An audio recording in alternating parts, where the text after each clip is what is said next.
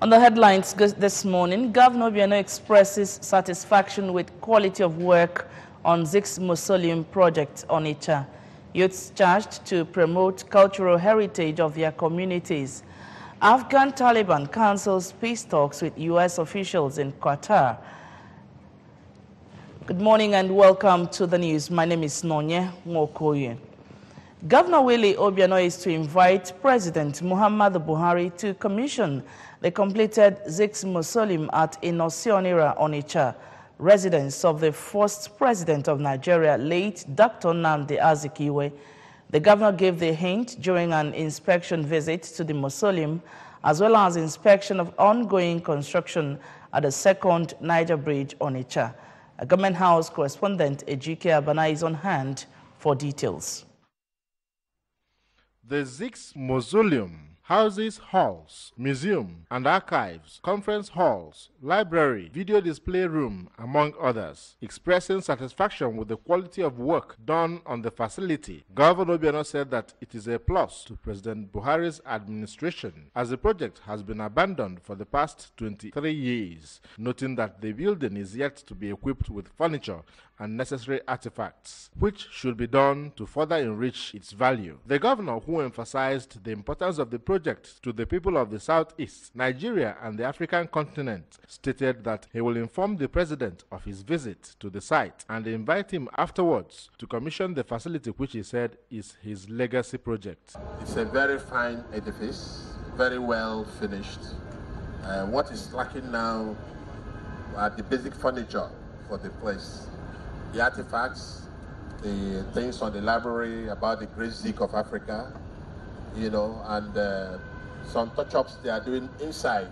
This project is of great importance to the whole of Nigeria, because the great Sage, the Zik of Africa, is the first, if you will, ceremonial president of Nigeria, and more importantly, he hails from Onitsha in Anambra State. On a similar development, Governor Obiano also paid an inspection visit to the second Niger Bridge. The bridge, which totals about 1.6 kilometers long, has access road of about 3.3 kilometers from Delta State end and 7 kilometers from Anambra State. Foundation piling on the bridge is ongoing, which is over 50 meters deep. The director of the project, Mr. Frederick Weiser, said that the federal government has released 15% mobilization, totaling over 30 billion naira, and disclosed that the piling work will be completed by June this year. Mr. Weiser, who said that according to the contract, the project delivery time is 28th February 2022, noted that the water level, which has gone down, will enable them work with full force, adding that the project needs continuous funding to ensure prompt delivery. The project is scheduled for completion and delivery to the government on the 28th of February 2022. We have no hindrance whatsoever. Let me say the biggest constraint was that the water level has gone down, which was achieved by mid of December, and now we can work with full force. In his remarks, Governor Obiano expressed happiness that the president has released such amount of money for the project, which he pointed out past administrations hadn't achieved, expressing optimism that the project will be completed as scheduled. I will report to the president that I'm impressed with the work I've seen so far and the commitment from the Mr. Frederick. I'm also more happy that 50% of the mobilization has been received, totaling over 30 billion, and that they are committed to delivering this project on the dot. The contract sum for the second Niger Bridge project is 206 billion naira. From Onitsha, Ejike Abana, ABS News. Drugs and medical equipment worth over 1 billion naira have been donated for use at Umueri General Hospital by Umueri people living in the United States of America under the auspices of Umueri America Heritage Foundation, USA. The drugs covers medications for different kinds of illness, while equipment for surgery and other hospital materials were among the equipment. Staff reporter Njideka Okoye fired the report taken from our studios. the items at the palace of the traditional ruler of Umeri, Igwe Bennett Emeka, the coordinator, Dr. Peter Nnemeka from Obumeri, said they donated the drugs and the equipment for use at Umeri General Hospital for primary health care services to meet the health care of the people of Umeri and beyond. Dr. Nnemeka stated that they want to copy models around the world and to ensure that good medications and good services are given at the hospital with credible results, urging people to avail themselves the opportunity and visit the hospital to benefit from the drugs. We have models to emulate. The old and awful, nobody call the Adazi Hospital and the Iene Hospital.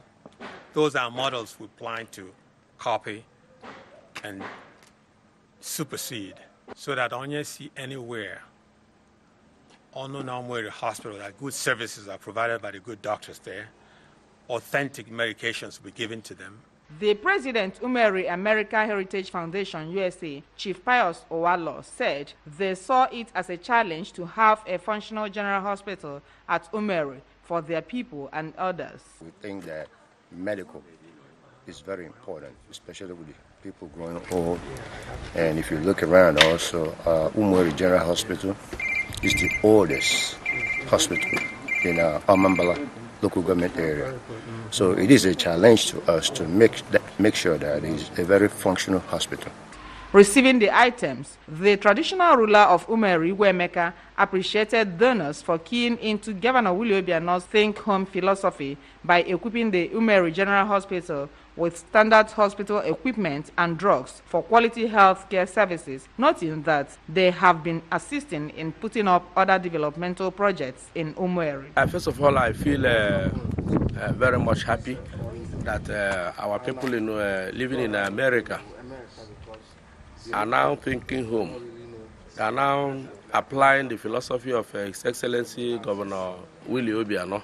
Umeri is their primary home of origin, and that is why they have to package all these things to bring down to Umeri for the use of Umeri General Hospital. And this is not the first time they are doing it. In a vote of thanks, the doctor in charge of the hospital, Dr. Vincent Anibe, and Reverend Clem Uzwebu thanked God and the donors for coming to their needs and promised good usage of the items for the common good of the people. From Umeri, Njedeka Okoye, ABS News. The youths of Northia community in Njikoka local government area recently celebrated the maiden edition of Northia Youth Unity Carnival. The event, which witnessed massive participation by youths of Northia, featured masquerades, cultural dances, ogene music, among others. Our correspondent Valentine Mbadoga completes the story. Speaking shortly after the carnival, the youth leader of Northia community, Mr. Nonsonwibo, while appreciating the youths who participated in the carnival for their conduct, promised to make the carnival an annual event. Mr. Nwibo explained that the purpose of the event was to unify the youths of Northia to attract and sustain peaceful coexistence as well as growth and development in Northia. Today is our Unity Carnival, a day set aside for all Northia youths to come together and marry and know themselves so that we promote oneness and progress.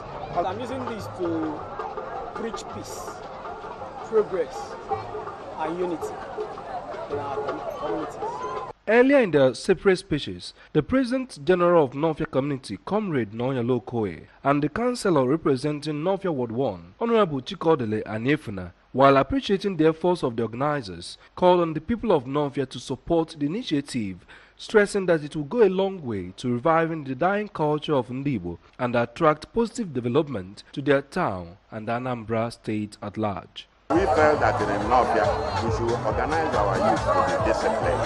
So the essence is that by the time this carnival is organized, the youth will know their leaders and they will start conducting themselves very well. The young people are excited. They just don't want it to stop. You know, and a lot of our community people, our stakeholders, really supported us for this to happen. Expressing their satisfaction shortly after the event, some of the participants, including Chisom Obineme, Ebubo Koli, Lady Uche Chidelem, Ikenna Odumegwu, among others, commended those that contributed towards the success of the event and canvassed for it to be encouraged by the government and possibly make it a state annual event, as it will be an avenue to unify Ndi Anambra and always bring them home during the Yuletide. Norfolk community there promoting the culture and tradition of Ndibo. Moving on now, an APGA candidate for Awka North Constituency State House of Assembly, Mr. John Nwokoye, has inaugurated his campaign committee and flagged off campaign ahead of the upcoming 2019 general election. The inauguration, which took place at Amadim Village, Achala, Awka North local government area, also drew APGA faithful, party officers, ward chairmen and traditional rulers. Correspondent Emmanuel Chibata was there for the ABS and our reports. Speaking during the event, the aspirant, Mr. John Nwokoye, said he flagged off the campaign to awaken the minds of the faithful, assuring a positive impact to his constituents, and equally pledged to contribute his quota in giving proper representation towards the development of the state, if elected.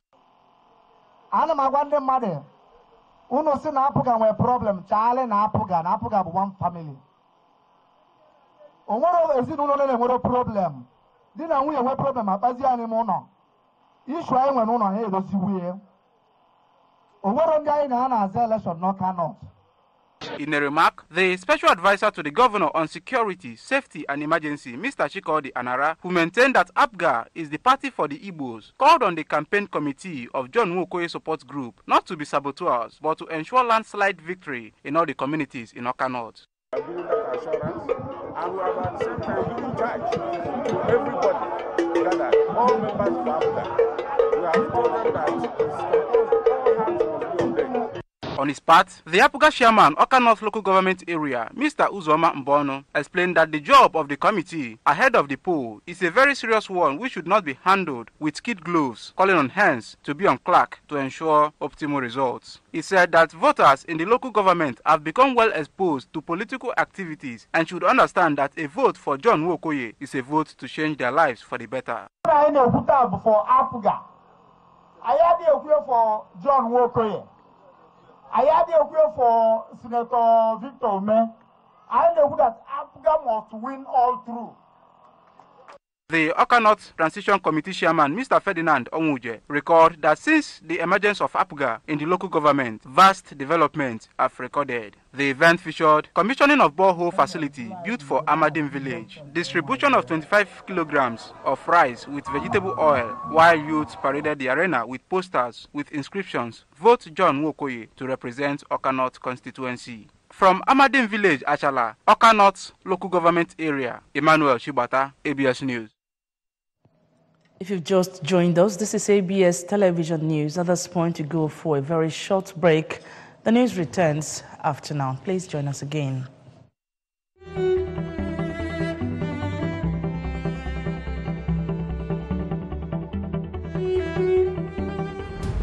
Enroll now. ABS Film Academy welcomes you to January 2019 session. Admission registration starts on Monday, the 15th of October 2018 and closes on the 5th of January 2019. Be a part of the 2 months intensive hands-on training in filmmaking and broadcast journalism. Work with professionals in acting, directing, cinematography, video editing, animation, graphic design, photography, film producing, broadcast journalism, script writing, and entrepreneurial study. At the end of 2 months, you produce a series of short films with your colleagues as your final project. Registration is ongoing at Anambra Broadcasting Service, Aroma Junction, Awka, Anambra State. Registration fee is 1,000 naira and course fee is 30,000 naira. For inquiries, call Pascal on 0703 531 4457 or Pink Lady on 0708-486-5161 or visit www.absradiotv.com. ABS Film Academy. Theory meets practice. Every day, as individuals, people, and as a nation, we are confronted with different challenges and issues. However, it is said that the first step towards providing a solution to any problem is acknowledging the problem and understanding it. This is In Depth, a program that gives insightful and critical analysis of issues involving people and the society, geared towards a successful. Welcome back to the news. The Prefect Emeritus, Congregation for Divine Worship and Discipline of the Sacrament in the Vatican, Francis Cardinal Arinze, has advised Christians to be submissive to God in order to gain eternal life. Cardinal Arinze gave the advice in a homily during a Holy Mass to mark the Silver Jubilee celebration of marital life of Chief Raymond Uchebo and his wife Obiageli at St. John Catholic Church in Ugwagede, Njikoka local government area. Correspondent Chibuzo Obidike covered the Mass and our reports. The event attracted the political class, family members, friends, in-laws, and well-wishers as they came out to celebrate with the Uchebo family. Cardinal Arinze, while praying God to continue to bless the family of Chief Uchebo, listed love, joy, prayer, good training, as well as material things as ingredients for good union. He described marriage as a process by which two persons make their relationship public, official, and permanent. Speaking at a reception shortly after the Mass, the Commissioner for Health, Dr. Joe Akabiki, the chairman of the event, Sanoba Tobi, and member representing Agwata 2 constituency in the State House of Assembly, Mr. Ikemu Zezie, said that the Silver Jubilee celebration is an encouragement for new couple to maintain patience and tolerance to continue to stand firm, and prayed for God's continuous blessings to the union. We are praying with them that God will continue to bless them. They're already blessed, and I wish them more blessings in future. We learn from the older ones. Everything depends on prayer and faith in God for a successful marital life. Appreciating all who graced the occasion, Chief and Mrs. Uchebo explained that the celebration was to thank God for his steadfastness upon their household. Patience and tolerance. If you tolerate and have patience, then pray. You can use prayer to turn over any evil. I've seen people with prayer and they converted their devilish husband or wife to a Christian person. We started from grass to grace. We've been toiling, we've tried together, we've done a lot of things, hard, sweet, difficult, so many things, but we were able to come thus far, having children, having achieved a lot, having gotten from a teacher and a graduate to what we are today. So really thank God. The event featured cutting of anniversary cake, renewal of vows, and dance from Enugu Agede in Njikoka local government area. Chibuzo Obidike, ABS News. Congratulations to the Uchebos there. Now, the Afghan Taliban have cancelled peace talks with officials from the United States in Qatar this week. Following disagreement over the agenda of the meeting, the group confirmed. The two-day talks were scheduled to begin on Wednesday in capital Doha. The Taliban had rejected the participation of Afghan government officials in the deliberations. Taliban have rejected numerous requests from regional powers to allow Afghan officials to take part in the talks, insisting that the U.S. is their main adversary in the 17-year war and that Kabul is a puppet regime. The Taliban, Afghanistan's largest armed group, which was toppled from power by a U.S.-led invasion in 2001, called off their meeting with the U.S. officials in Saudi Arabia this week, following Riyadh's insistence on bringing the Western-backed Afghan government to the table.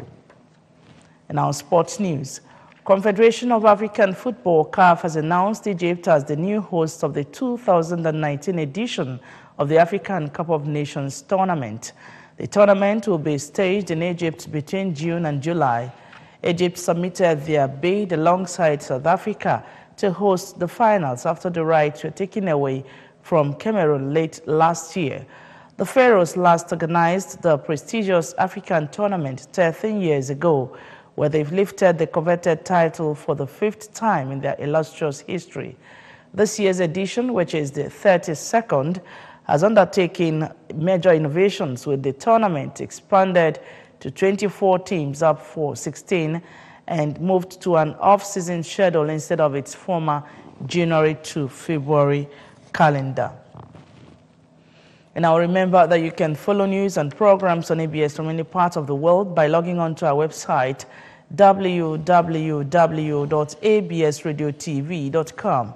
Like us at www.facebook.com/absradiotelevision. You can follow us on Twitter and Instagram at ABS Radio TV. Now, the main points of the news once again. Governor Obiano has expressed satisfaction with quality of work on Zik's Mausoleum project in Onitsha. Youths have been urged to promote cultural heritage of their communities. Afghan-Taliban cancelled peace talks with U.S. officials in Qatar. And finally, and that's just about it on the news for this morning. Thank you so much for watching. My name is Nonya Wokoye. Good morning.